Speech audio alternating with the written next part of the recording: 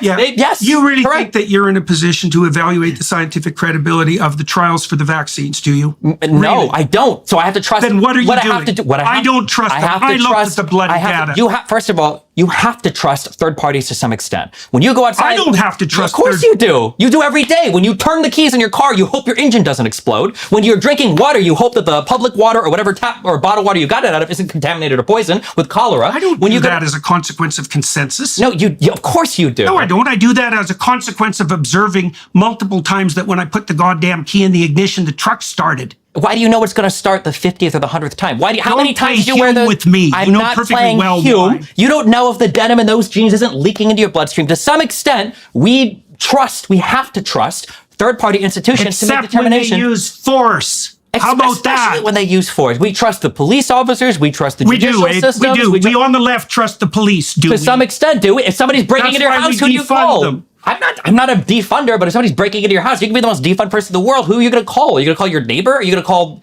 Joe Biden? Are you going to call Obama? Are you going to call the Black Panthers? You're going to call the cops. Okay, so tell me this. Tell me this then, because the core issue here is use of force, as far as I'm concerned. You know, we examined some of the weeds around that.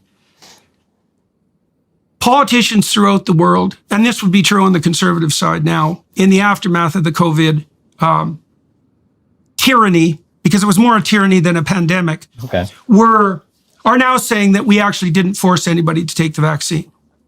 So what do you think of that claim? So let's define force. I think it's technically true, but I think it's silly. What do you mean it's technically true? Define technically force, true, then. and that in the United States, at least, I think the idea, what they tried to do, they weren't able to do it because the Supreme Court shot it down, was Biden tried to make it so that OSHA, who's the body that regulates job safety, could make it so that employees had to get vaccinated. Now, eventually, or they'd lose their job. Okay, does that qualify as force? That's why I said technically. Yeah, I know, but it's a serious question. I mean, because we need to define what constitutes force before we can. It seems to me. You could argue it's a type of force, sure. I mean, I think it'd be silly to say it's nothing. It is a type of force. It's the same as a cop telling you have to do this, you're going to be killed. No, but it's on the spectrum. Sure, of course, yeah.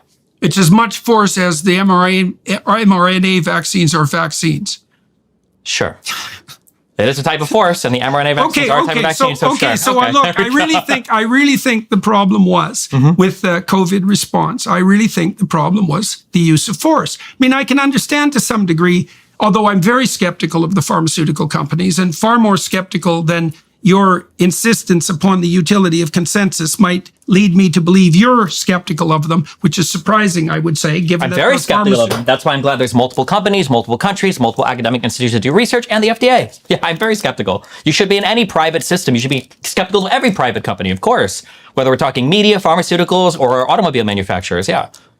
But skepticism doesn't mean a blind adherence to the complete total opposite of whatever it is they're saying, right? There are undoubtedly, like if you look at Alzheimer's research, there's been groundbreaking improvements on drugs to treat Alzheimer's research over the past 3 years that 5 years ago, none of these drugs even existed. And now, so I mean, how about if you're skeptical of anyone who's willing to use force to put their doctrine forward?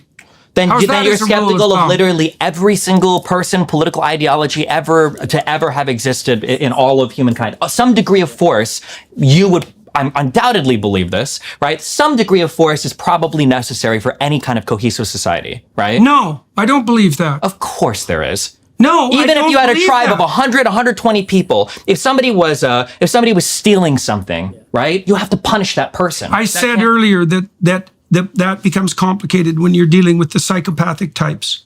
Right, so that's a complication. But I would say, generally speaking, that the necessity to use force is a sign of bad policy. And no, I don't think, I'm not particularly a Hobbesian. I don't think that the only reason people comport themselves with a certain degree of civility in civilized society is because they're terrified by the fact that the government has a monopoly on force that can be brought against them at any moment. I think that keeps the psychopaths in line to some degree. But I think that most people are enticed into a cooperative relationship, and that formulating the structures that make those relationships possible is a sign of good policy. I have to ask, because I have watched a lot of your stuff in the past. I remember you speaking very distinctly on this, that for instance, when two men are communicating with each other, there is an underlying threat of force that kind of puts on the guardrails those particular social interactions. For instance, the threat of force is don't be psychopathic. How broader is psychopathic here? Are we defining? Well, I can define it. I mean, Sure, yeah, go for it. Well, a psychopath will gain short-term advantage at the cost of long-term relationship. Okay. That's really the core issue. Well, you made a reference to something like that earlier in your discussion when you pointed out that people claim to be motivated, let's say, by principle, but will default to short-term gratification more or less at the drop of a hat. Yeah, exactly. Well, the exaggerated proclivity to do that is at the essence of psychopathy. So it's very immature. I'm curious, with this definition of psychopathy, does that mean the definition of psychopathy. It's not an ad. It's not mine. That's the core of psychopathy. Okay, I'm not.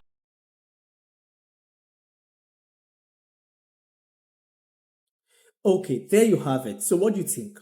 What do you think? Do you think there's actually a need for force in the society we live in today? Or what we should do is have better policies that puts people into check so there's no need for force?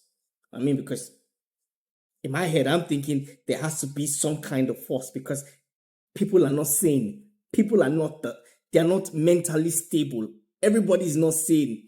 One point in your life, you will have a breakdown in sanity that some kind of force is needed to hold you down. I mean, the world is crazy. So what do you think? Do you think? Yeah, tell me.